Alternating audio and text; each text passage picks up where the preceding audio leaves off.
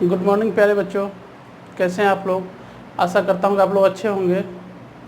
चलिए बच्चों, हम लोगों ने जो क्लास शुरू किया है आईटीआई का जो क्लास शुरू किया है उसमें जो संबंधित क्वेश्चंस किए हैं कुछ मोस्ट वीवीआई, आज उस कड़ी में एक कदम आगे बढ़ते हैं और इकोनॉमिक सब्जेक्ट से जो क्वेश्चंस पूछे जाते हैं उनमें से कुछ क्वेश्चनों को आज हम लोग सॉल्व करेंगे। ध्यान दीजिएगा आप लोग, ठीक है बच्चों। चलिए बढ़ते हैं क्वेश्चंस की तरफ। पहला क्वेश्चन है बोर्ड पे कि राष्ट्रीय आय का क्या अर्थ है। अब देखिए बच्चों, आय से तो आप लोग अच्छी तरह से परिचित होंगे कि आय किसको कहते हैं। आमदनी जो होती है उसको हम लोग आय कहते हैं। तो यहाँ पे पूछा जा रहा है कि राष्ट्रीय आय या नेशनल इनकम का क्या अर्थ है। तो बच्चों, नेशनल इनकम का अर्थ यह है कि एक वित्तीय वर्ष में किसी देश के नागरिकों द्वारा उत्पादित अंतिम वस्तुओं और सेवाओं के मौद्रिक मूल्य को नेशनल इनकम कहते हैं। अर्थ स्पष्ट है कि एक वित्तीय वर्ष में किसी देश के नागरिकों द्वारा उत्पादित अंतिम सेवाओं एवं वस्तुओं के मौद्रिक मूल्य, मतलब मौद्रिक से तात्पर्य है पैसा वाला मूल्य, का अंतिम मूल्य जो है वह है राष्ट्रीय आय। अब देखेंगे हम लोग ऑप्शन में। अभी तो हम लोग राष्ट्रीय आय की परिभाषा जान लिए। ऑप्शन देखिए, पहला ऑप्शन कह रहा है किसी देश में उत्पादित वस्तुएं एवं सेवाएं, तो यह नहीं होगा। क्यों नहीं होगा? तो मैंने कहा है किसी देश में उत्पादित अंतिम वस्तुओं एवं सेवाओं के मौद्रिक मूल्य का योग होता है, ठीक है, योग होता है, इसलिए यह नहीं होगा। दूसरा है किसी वित्तीय वर्ष में उत्पादित वस्तु सेवा, यह भी नहीं होगा क्योंकि मौद्रिक मूल्यों का योग मैंने कहा है। अब देखिए तीसरा ऑप्शन है किसी देश में उत्पादित अंतिम वस्तु सेवा, यह भी नहीं होगा। अगर इसी में मौद्रिक मूल्य जुड़ा हुआ रहता तो हम लोग ये ऑप्शन दे सकते थे, इसलिए अपना ऑप्शन डी सही हो जाएगा, उपयुक्त में से कोई नहीं। ठीक है बच्चों, चलिए आगे बढ़ते हैं। अगला क्वेश्चन लगाया जाए सर।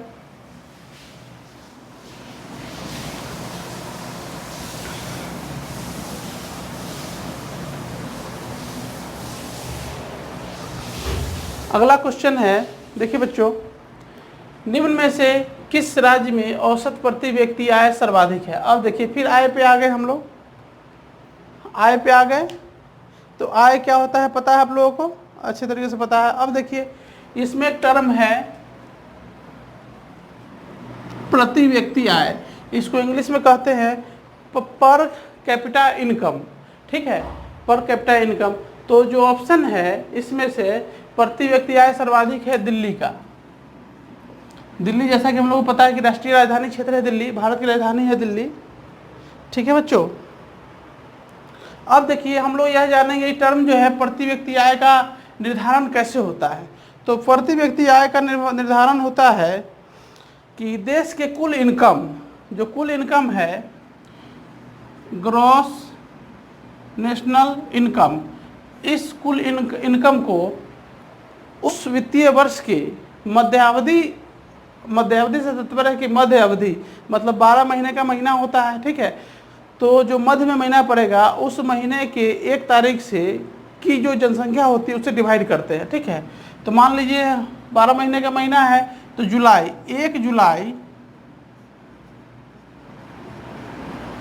1 जुलाई को जो जनसंख्या होगा उससे हम डिवाइड कर देंगे तो निकल जाएगा पर कैपिटा इनकम, पीसीआई या प्रति व्यक्ति आय, ठीक है। तो देश का ऐसे निकलता है और राज्य का भी ऐसे ही निकलता है। अब देखिए बच्चों, हम लोग जानेंगे कि अपने देश भारत में दिल्ली 1 नंबर पे है, ठीक है। दिल्ली के व्यक्ति का, वहाँ के नागरिकों का आय सर्वाधिक है। अब पहला नंबर पे है, अंतिम नंबर पे कौन है?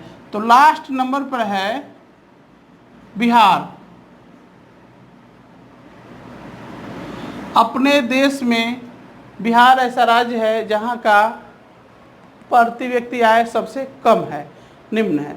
अब देखिए बच्चों, हम लोग यह जानेंगे कि चलिए अपने देश में तो 1 नंबर पे दिल्ली है और लास्ट नंबर पे बिहार है। अब देखेंगे हम लोग कि वर्ल्ड में, दुनिया में 1 नंबर पे कौन है। तो एक देश है लग्जमबर्ग,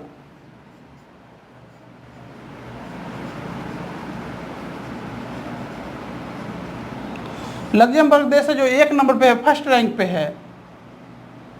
और अपना भारत जो है इंडिया 139वें स्थान पर है। पूरी दुनिया में 1 नंबर पे लग्जमबर्ग देश है अभी पर कैपिटा इनकम के मामले में, और अपना देश इंडिया 139वें स्थान पर है। अगर क्वेश्चन पूछा जाए कि प्रति व्यक्ति आय के मामले में भारत कौन से स्थान पर है, तो हम लोग आसानी से जवाब दे सकते हैं 139वें स्थान पर है, और 1 नंबर पे कौन है तो लग्जमबर्ग। ठीक है, स्पष्ट है बच्चों। चलिए आगे बढ़ते हैं अगले प्रश्न की तरफ। आइए दोस्तों बढ़ते हैं अगले प्रश्न पे। प्रश्न कह रहा है कि भारत में राष्ट्रीय आय की गणना किसके द्वारा की जाती है। तो राष्ट्रीय आय का जो डिफिनेशन है वो मैंने पिछले प्रश्न में बता दिया था। अब चलिए आगे बढ़ते हैं, देखते हैं। ऑप्शन है ये नीति आयोग, नहीं ये नहीं है, वित्त आयोग नहीं है, रिजर्व बैंक नहीं है, यह है केंद्रीय सांख्यिकी कार्यालय द्वारा। केंद्रीय सांख्यिकी कार्यालय को इंग्लिश में CSO भी कहा जाता है। C का मतलब होता है सेंट्रल, S से स्टैटिक्स, O से ऑफिस, सेंट्रल स्टैटिक्स ऑफिस, केंद्रीय सांख्यिकी कार्यालय। इसकी स्थापना हुई थी वर्ष 1951 में।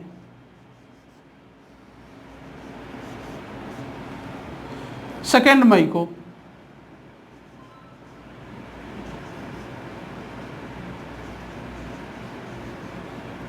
कह सकते हैं 2 मई 1951 को इसकी स्थापना हुई थी।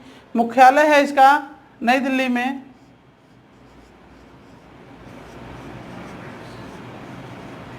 अगर पूछा जाए प्रश्न में कि CSO का मुख्यालय कहाँ है, तो हम लोग आसानी से जवाब दे सकते हैं इसका मुख्यालय है नई दिल्ली में। ठीक है। अच्छा, एक प्रश्न इससे और पूछा जाता है कि CSO के संस्थापक कौन है। तो CSO के संस्थापक थे PC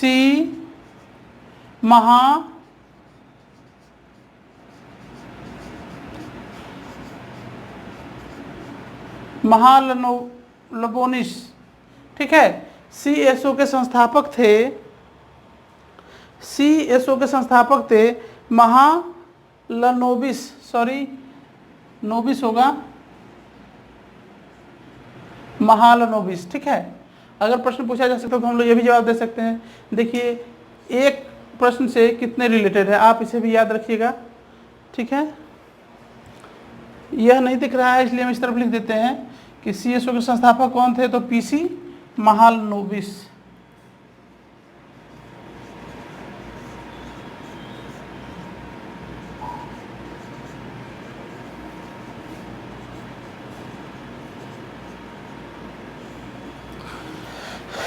CSO के संस्थापक होते हैं। अब देखिए बच्चों, इसमें एक टर्म आ रहा है नीति आयोग।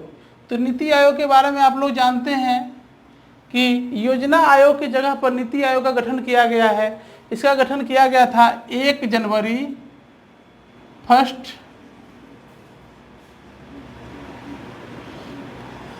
2015 को। इसके अध्यक्ष जो है, नीति आयोग का अध्यक्ष होता है प्राइम मिनिस्टर।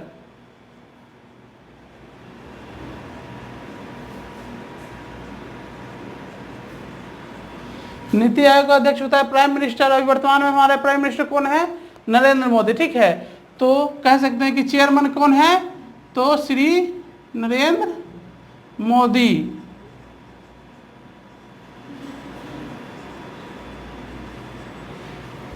ठीक है, मुख्यालय कहाँ है, तो नई दिल्ली में। अब देखिए अध्यक्ष तो हो गए नरेंद्र मोदी। अब उपाध्यक्ष है इसके, उपाध्यक्ष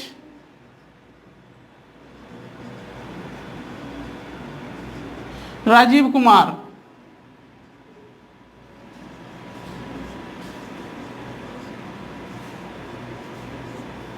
राजीव कुमार है। और एक इम्पोर्टेंट ये भी है कि नीति आयोग के अध्यक्ष हो गए नरेंद्र मोदी, उपाध्यक्ष हो गए राजीव कुमार, और जो सदस्य होते हैं वो सभी राज्यों के मुख्यमंत्री लोग होते हैं। ठीक है, राज्य या केंद्र शासित प्रदेश सभी के मुख्यमंत्री लोग होते हैं। चलिए आगे बढ़ते हैं। अब देखिए वित्त आयोग।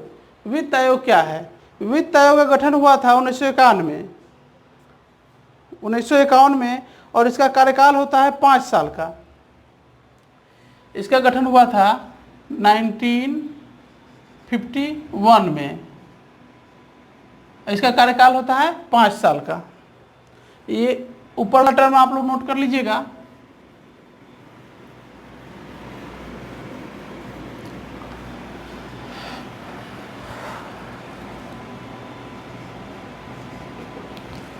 वित्त आयोग का स्थापना हुआ था 1951 में और इसका कार्यकाल होता है 5 साल का। वर्तमान में इसके अध्यक्ष हैं एन.के. सिंह।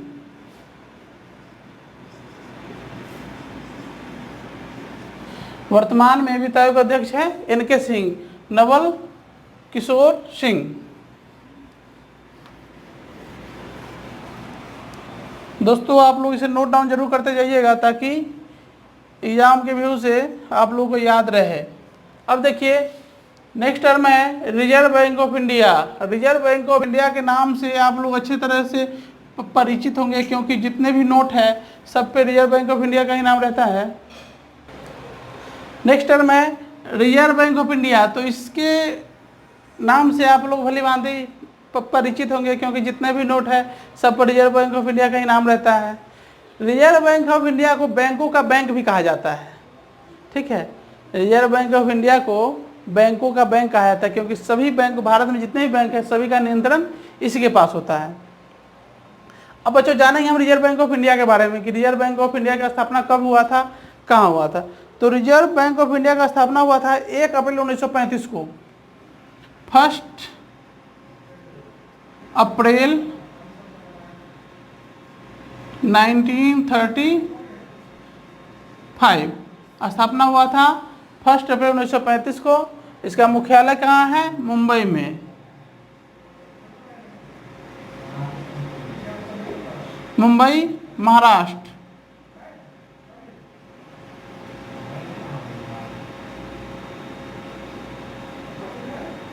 महाराष्ट्र आप लोग जानते हैं मुंबई किसकी राजधानी है? तो महाराष्ट्र राजधानी मुंबई है। अब देखिए रिजर्व बैंक ऑफ इंडिया का स्थापना मैंने बता दिया, मुख्यालय बता दिया, और इसके वर्तमान में गवर्नर कौन है? वर्तमान में गवर्नर है शक्तिकांत दास।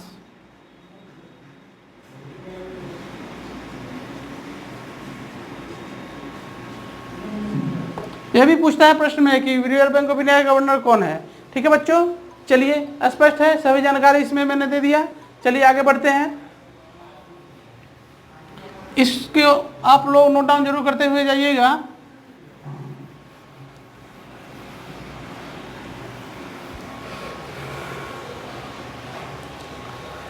अब देखिए दोस्तों एक महत्वपूर्ण प्रश्न आ गया कि घरेलू उत्पाद प्राप्त किया जाता है। घरेलू उत्पाद को इंग्लिश में कहते हैं नेट डोमेस्टिक प्रोडक्ट। ठीक है बच्चों,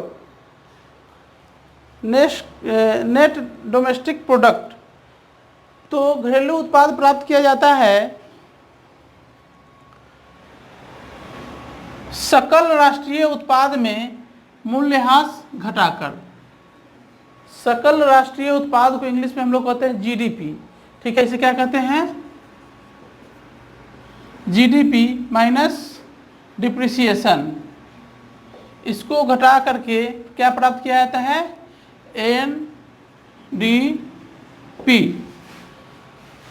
अब हम लोग जानेंगे सकल घरेलू उत्पाद के बारे में कि सकल घरेलू उत्पाद क्या होता है, जीडीपी क्या होता है।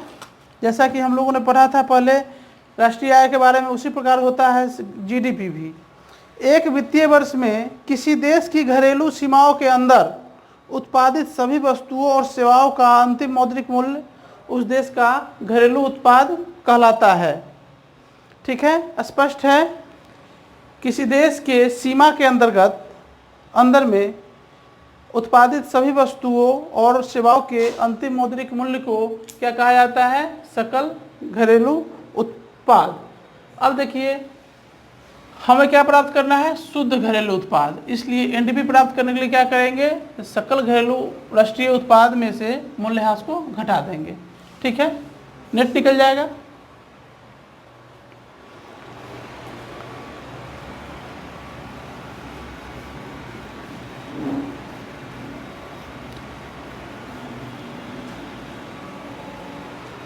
सकल घरेलू उत्पाद और सकल राष्ट्रीय उत्पाद से आप लोग परिचित हो गए। चलिए अब बढ़ते हैं अगले प्रश्न की तरफ।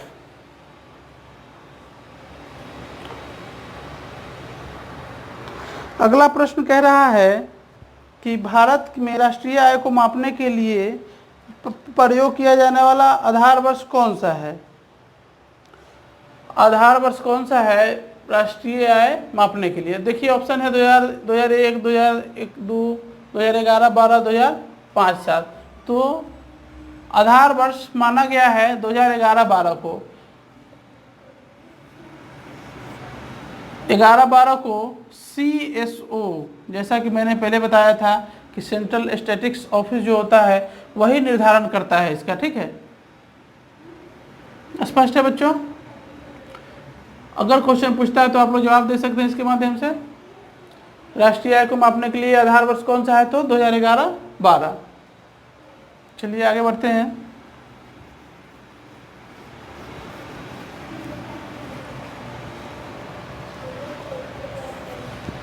अब देखिए दोस्तों, एक प्रश्न आ रहा है, महत्वपूर्ण प्रश्न। भारत की राष्ट्रीय आय की गणना में उत्पन्न होने वाली एक प्रमुख समस्या क्या है?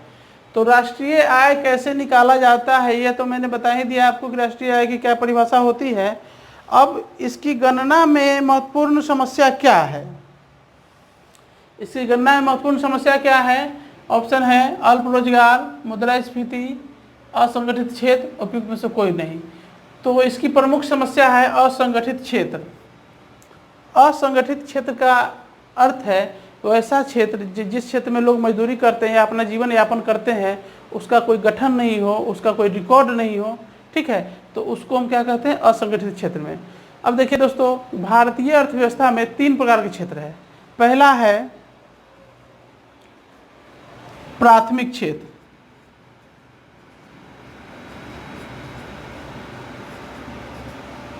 प्राथमिक क्षेत्र जिसके अंतर्गत आता है कृषि,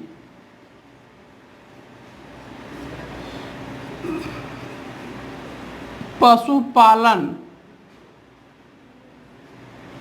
खनन, माइनिंग जो होता है वो भी इसी के अंतर्गत आता है। यानी कह सकते हैं रॉ मटेरियल का जो उत्पादन करता है उसे क्या कहते हैं? प्राथमिक क्षेत्र। ठीक है दोस्तों, मत्स्य पालन भी आएगा इस श्रेणी में। मत्स्य पालन। ठीक है दोस्तों। अब देखिए दूसरा है द्वितीयक क्षेत्र।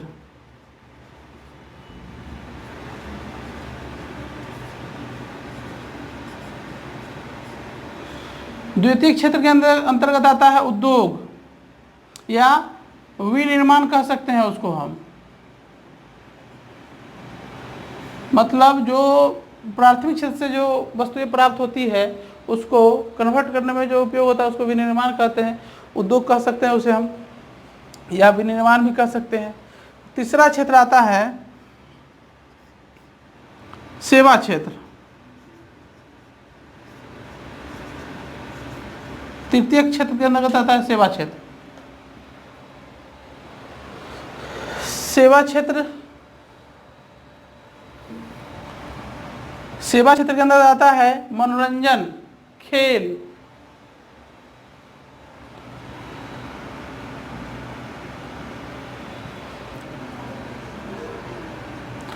सेवा क्षेत्र में डॉक्टर आ जाएगा अपना,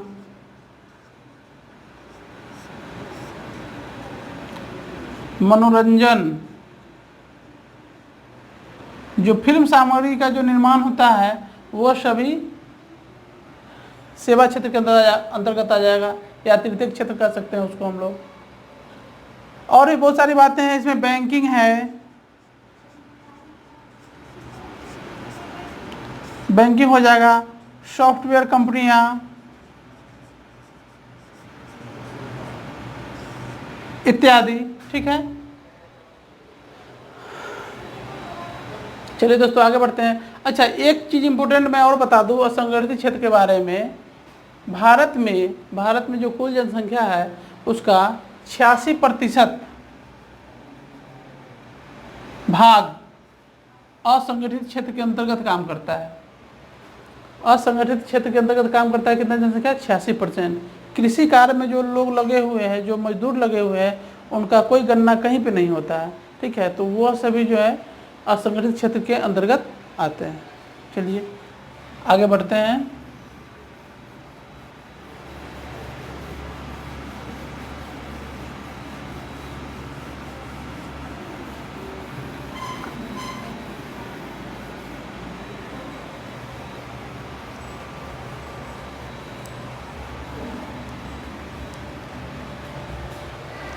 अब देखिए दोस्तों, अगला प्रश्न आ रहा है कि भारत में सर्वप्रथम राष्ट्रीय आय का आकलन किसने किया था? भारत में सर्वप्रथम राष्ट्रीय आय का आकलन किसने किया था? तो ऑप्शन ए है दादा भाई नौरोजी। दादा भाई नौरोजी का नाम आप लोग जानते होंगे। ये कौन थे? एक स्वतंत्रता सेनानी थे। इन्होंने ही पहली बार राष्ट्रीय आय का आकलन किया था। कब किया था? 1867 में। 1867 में इन्होंने किया था राष्ट्रीय आय का आकलन। आप लोगों को जानकर आश्चर्य होगा, उस समय भारत के प्रति व्यक्ति आय भारत का था उस समय 20 रुपया, मात्र 20 रुपये उस समय प्रति व्यक्ति आया था 1867 ईस्वी में। अच्छा, एक इम्पोर्टेंट क्वेश्चन और है कि दादा भाई नौरोजी ने किस पुस्तक को लिखा था? ठीक है, तो इनका पुस्तक है poverty and un British rule in India.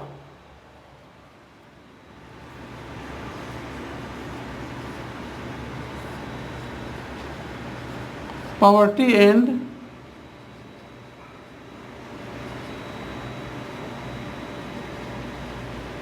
Un British rule in India.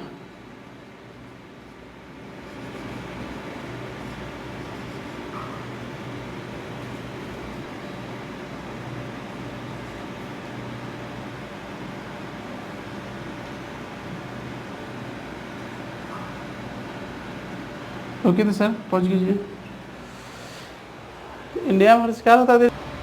दादा भाई नौरोजी ने इस पुस्तक को लिखा था। चलिए दोस्तों आगे बढ़ते हैं हम लोग।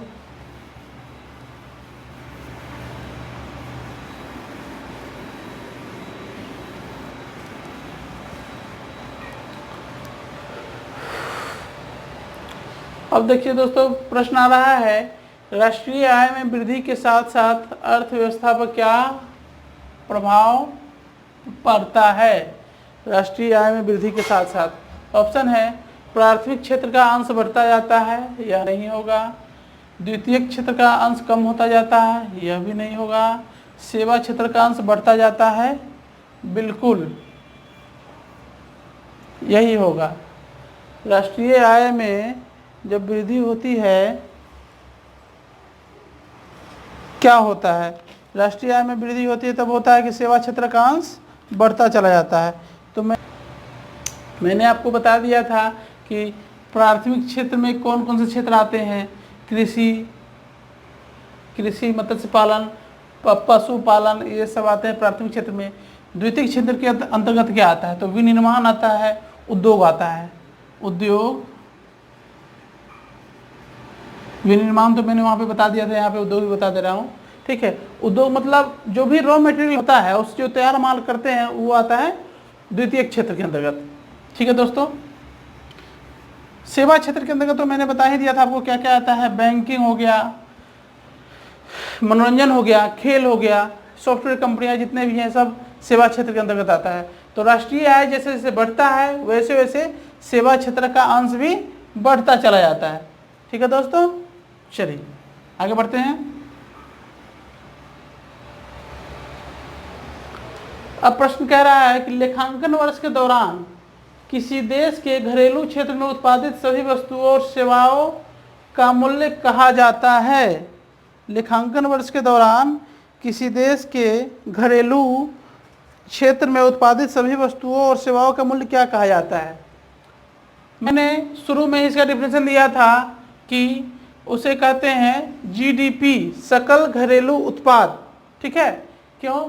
क्योंकि एक वित्तीय वर्ष में, लेखांकन वर्ष का मतलब है वित्तीय वर्ष, वित्तीय वर्ष के दौरान किसी देश के घरेलू क्षेत्र में उत्पादित सभी वस्तुओं और सेवाओं का मूल्य कहा जाता है सकल घरेलू उत्पाद को, जीडीपी को। ठीक है दोस्तों, अब इसमें एक टर्म और आ रहा है जीएनआई। जीएनआई का मतलब होता है सकल राष्ट्रीय आय। सकल राष्ट्रीय आय, जीएनआई का मतलब होता है सकल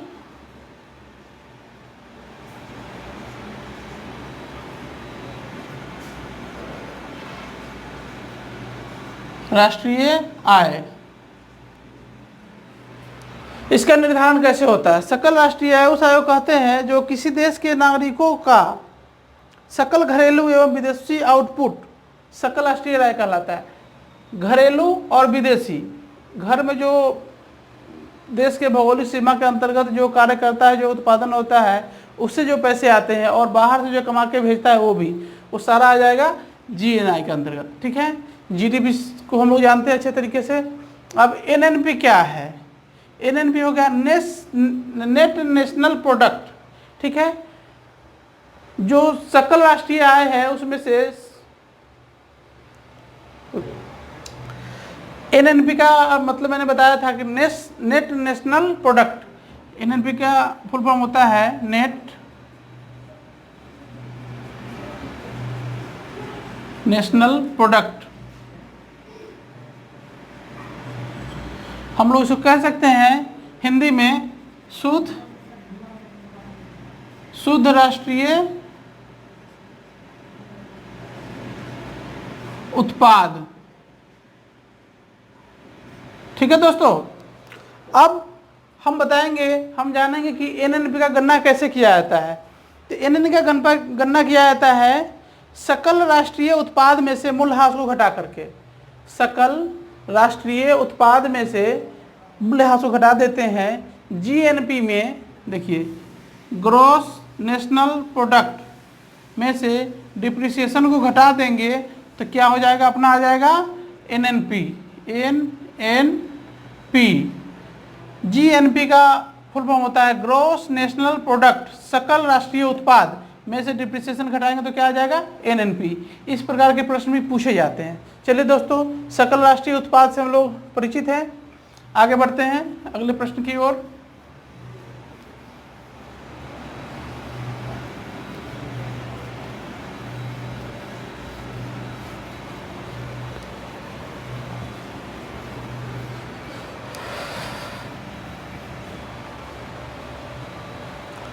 अब देखिए दोस्तों, अगला प्रश्न कह रहा है एक सरल अर्थव्यवस्था में जहां सरकार बाह्य व्यापार अथवा बचत नहीं करती है वहां राष्ट्रीय आय की गणना की जाती है। कैसे? एक सरल अर्थव्यवस्था में जहां सरकार बाह्य व्यापार अथवा बचत नहीं करती है वहां राष्ट्रीय गणना कैसे की जाती है?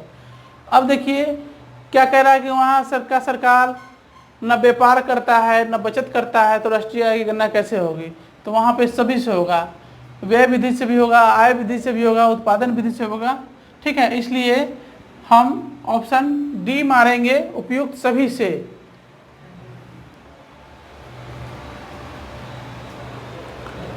कह सकते हैं कि किसी ऐसे देश में जहां की सरकार न बाह्य व्यापार करता है न बचत करता है, तो वहां की राष्ट्रीय आय गणना कैसे होगी? तो सभी विधियों से, उत्पादन विधि से होगा, व्यय विधि से होगा और आय विधि से भी होगा। चलिए दोस्तों, आज के लिए इतना ही। अगले दिन हम फिर इससे आगे पढ़ेंगे। जितने भी अर्थव्यवस्था से, अर्थशास्त्र से संबंधित जो भी प्रश्न पूछे जाएंगे सारा कराया जाएगा इसी प्लेटफॉर्म पे आपको। चलिए दोस्तों, अपना कीमती समय निकाल कर देखने के लिए बहुत बहुत धन्यवाद। जय हिंद, जय भारत। अगर सेशन अच्छा लगे तो लाइक जरूर कीजिएगा और दोस्तों के साथ भी शेयर जरूर कीजिएगा। धन्यवाद।